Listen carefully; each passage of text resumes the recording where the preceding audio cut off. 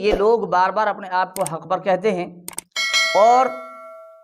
اور حق کا دعویٰ بڑے زور و شور سے کرتے ہیں اور قرآن و حدیث پر اپنے آپ کو عامل بتاتے ہیں اور اس بات پر مصر ہیں کہ ہمارے تمام مسائل قرآن و حدیث ثابت ہیں، اوروں کو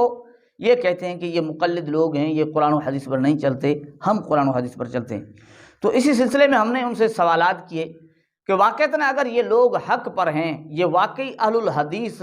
کہلانے کے حقدار ہیں، واقعتاً یہ قرآن و حدیث پر چلتے ہیں اور یہ قرآن و حدیث پر عمل کرتے ہیں، ان کے ہاں قرآن و حدیث ہے، تو کم از کم یہ لوگ ہمیں نماز تو سکھا دیں۔ جو روز بروز یعنی سٹیج پر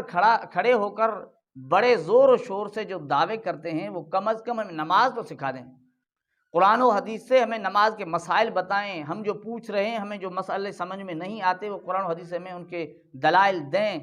سامعین و ناظرین، ذہن میں یہ بات رکھیں کہ جو لوگ نماز کے مسئلے بھی ہمیں نہیں بتاتے،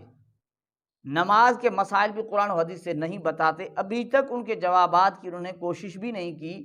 بلکہ یہ آج کے نہیں ہیں، بہت وقت سے یہ سوالات کیے جا رہے ہیں، ان کو یہ ہمت نہیں ہوتی، جرت نہیں ہوتی، اور بار بار کہتے ہیں کہ ہم حق پر ہیں۔ تو یہ بات کھل کر سامنے آ گئی، جو لوگ قرآن و حدیث سے اپنی نماز نہیں ثابت کر سکتے، نماز کے مسئلے ثابت نہیں کر سکتے، اب یہ بات سامنے آ گئی کہ یہ لوگ دوسروں کو مقلد کہتے ہیں لیکن یہ خود مقلد ہیں، کیونکہ پوری جو نماز پڑھتے ہیں، اگر ان کے پاس احادیث موجود ہیں تو بتاتے کیوں نہیں، چھپاتے کیوں ہیں؟ حق کو چھپایا نہیں جاتا۔ اگر وہ ان کے پاس احادیث موجود نہیں ہیں، قرآن و حدیث ان کے پاس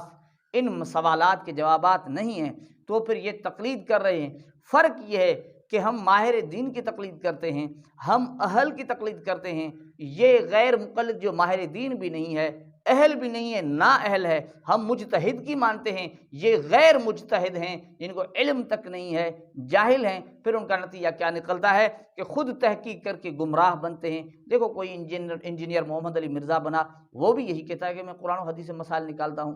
کیا ان کا نتیجہ نکلتا ہے؟ تھوڑے سامنے قاری لیاقت علی صاحب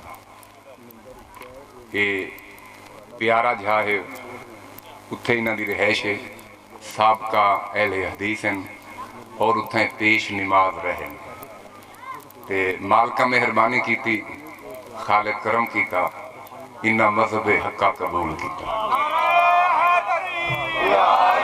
کہ روز بروز یہ لوگ اپنے ذہن کے مسائل لا کر لوگوں کو گمراہ کیا کرتے ہیں، تو ہم پھر سے ان کی خدمت میں یہ عرض کرتے ہیں کہ تم حق والے ہو، اگر تم اس بات میں سچے ہو کہ اللہ نے دو ہاتھ دیے ہیں، ایک قرآن کے لیے ایک حدیث کے لیے، دو کان دیے ہیں، ایک قرآن سننے کے لیے حدیث سننے کے لیے، دو آنکھیں دی ہیں، ایک قرآن کے لیے ایک حدیث کے لیے،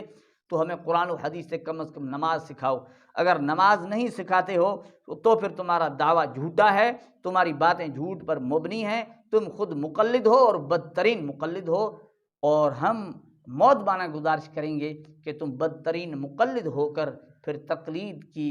مخالفت نہ کیا کرو، تقلید کا رد نہ کیا کرو، بلکہ ہماری طرح مان لیا کرو کہ تقلید ضروری ہے اور تقلید کے بغیر چارہ کار نہیں ہے، اور تقلید جو نہیں کرتا ماہر دین کی، مجتہد کی، اس کا نتیجہ سوائے گمراہی کے کوئی نہیں۔ اللہ تعالیٰ ہمیں سمجھنے کی توفیق۔ یہ ہے حقیقت۔